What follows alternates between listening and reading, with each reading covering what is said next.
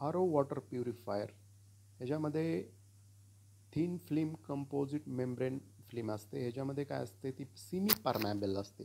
तर ह्याला ऑपरेट करण्यासाठी आपल्याला काय लागतो, पंप लागतो. जसं की आता फॉर एक्झाम्पल जर आपण इकडं हाय प्रेशर आपल्याला काय करावं लागेल, अप्लाय करावं लागेल. जे अनकॉन्टॅमिनेटेड वॉटर आहे त्याला हाय प्रेशर अप्लाय केल्यानंतर ह्याची जी सिमी परमॅबल मेम्ब्रेन आहे, त्या सिमी परमॅबल मेम्ब्रेनमध्ये फक्त 2.9 ॲमस्ट्रॉंग म्हणजे वॉटरचा मॉलिक्यूलची डायमीटर 2.9 ॲमस्ट्रॉंग आहे. तेवढंच काय होणार आहे, त्या सिमी परमॅबलमधून मॉलिक्यूल पास होणार आहेत. म्हणजे वॉटरच पुढे पास होईल, म्हणजे फ्रेश वॉटरच पास होणार आहे. जे कॉन्टॅमिनेटेड वॉटर आहे ते वेस्ट लाईन थ्रू आपण काय करू शकतो, दूर काढू शकतो. म्हणजे अशा पद्धतीने आपल्याला प्युअर वॉटर काय होणार आहे, त्या सिमी परमॅबल मेम्ब्रेनमधून काय होणार आहे, पास होणार आहे.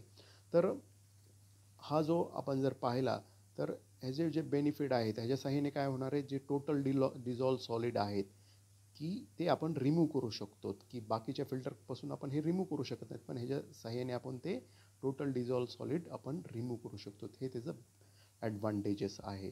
तर इथं आपण पाहिलेलं की ह्या फिल्टरला ती एक इनलेट असतं, 2 आउटलेट असतं.